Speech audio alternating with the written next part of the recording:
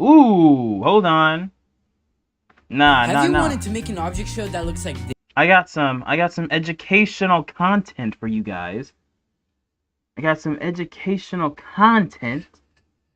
Go ahead and see this. Have you wanted to make an object show that looks like this? Sailing, sailing, jumping off the rail.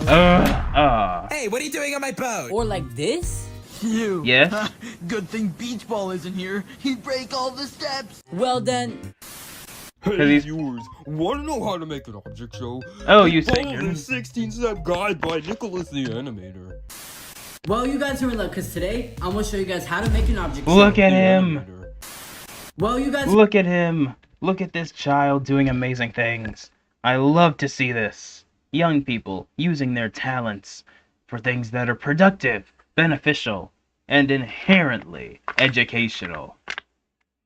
It makes my heart warm. Nicholas, tell us today how to make an object show. You're in luck because today I'm gonna show you guys how to make an object show. My way. Heck I'm yeah. going to be using Object Island as an example, so I guess an alternate title could be how I made Object Island. Okay. So the first step is to come up with the show. Yeah. So do you guys want to make it competition based, non-competition based, like one? What I did with Object Island is make it competition based, but you guys can do whatever you want. I want to make a potato. Your next step is to create a setting for your show. Where do you want it to be? Do you want Potato it to be in land. the grasslands like BFDI? Do you want it to be in an island like Object Island? Do you want it to be in the city? Do you want it to be in an unknown place? A I dark want it to be in Cheesecake Factory. place? Wherever you want. After that, you want to create a name for your object show. Just make sure it's not the same name as any other popular object shows. Cheesecake Factory. So the next step is coming up with a cast size. 2. So how big do you want your show to be? Do you want it 6. to have 10 contestants, 14 contestants, 9. 20 contestants like BFDI, 64 contestants? I think that's too much. I wouldn't recommend doing that much because you wouldn't even be able to finish a show anyways. Negative what I do 7. with Object Island is have 10 contestants only. So the cast can be small, not too big, not too small. You guys can have like as many as you want. But what I recommend is at least from 10 to 20 contestants. 16. So the next step is creating your characters. What I did was I looked around my house and saw random objects and I'm like, ooh, that can be characters. What I did was I looked around my house and Okay, So my random. boy. Nah, I see you got the merch. Yo, my boy is in the object show community for real. I objects, like and that. I'm like, ooh, that can be in my show. I Delicious. feel like that's what most OC YouTubers do as well, but you guys can do it however you want. The next step is creating personalities for your characters. So basically, do you want there to be like a mean character or One of them is a potato. One of them is a cheesecake. Very sweet, very light, very creamy. And one of them is gay, but they tell everyone they're bisexual. do you want there to be a shy character or a nice character? Do whatever you want. What I do with Object Island was Never kind of mind. split it up. Rubik's Cube and Trash Bin are like the mean characters in the show. People like $20 Bill and Gold Medal are very chill characters. Nintendo Switch is very energetic. Heck yeah. He's kind of bossy. Love it. Tire just sits there. Aw. And Plug and Basketball Hoop are kind of like the shy characters in the show. And Sword is like also like a chill character, so I like yeah. it. But yeah, choose Chill your as own heck. unique personality for each of your characters. So then Oh, don't forget to add backstory. Just like your regular characters, you have to make a backstory. You gotta make sure you know why they're doing what they're doing, where they came from.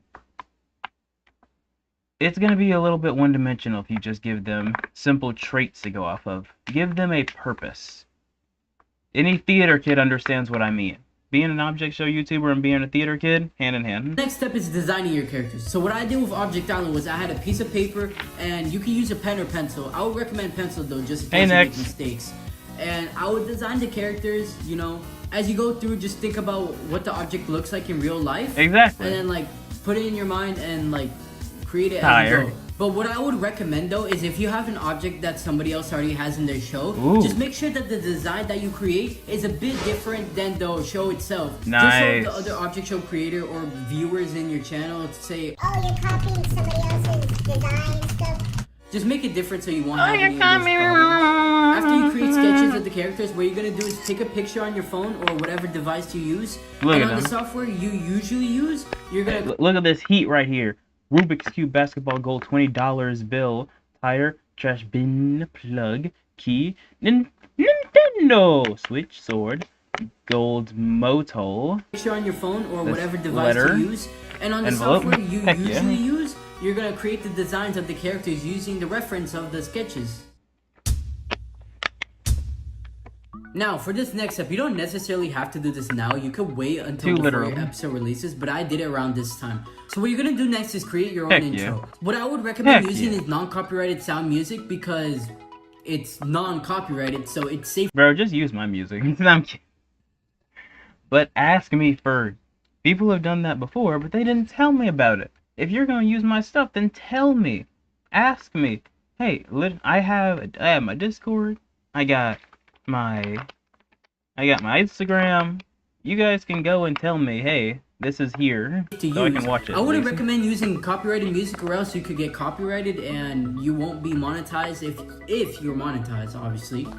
I just wouldn't risk it. But if you or your friend knows how to make music, heck, just have them make the music for the intro. Exactly. But for those who want to make your intro with the music of non-copyrighted sounds, it really depends on what you want to do. If you want an intro that has an energetic vibe or has a fast pace, I would recommend using Heck drum and yeah. bass.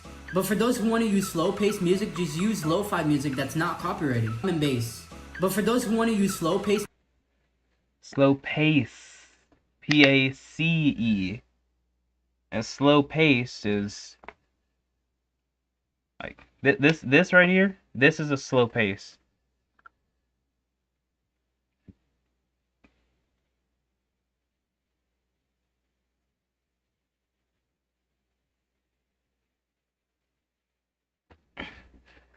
Slow pace. music, just With a use C. lo-fi music that's not copyrighted.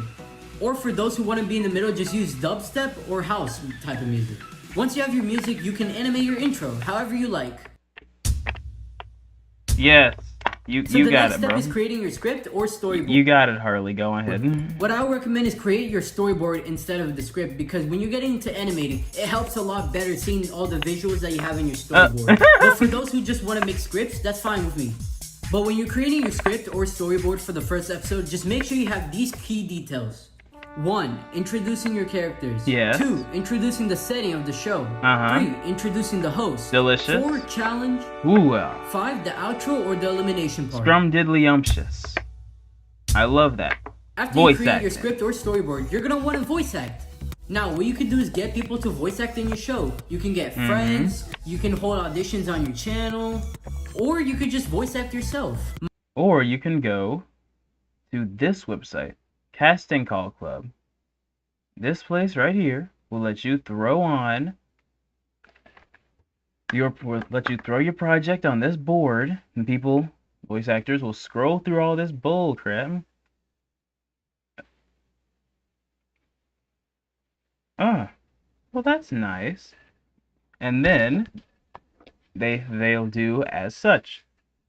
They'll click on it, pick a character, put a little voice thing on it. Let me show you. See, you got these characters right here, background characters. Then they will apply an audition. That'll be a submission. You'll see it right here. It's very easy. It's very quick and easy. That's what I suggest. My recommendation is to voice act in the closet because it's small, less echoey.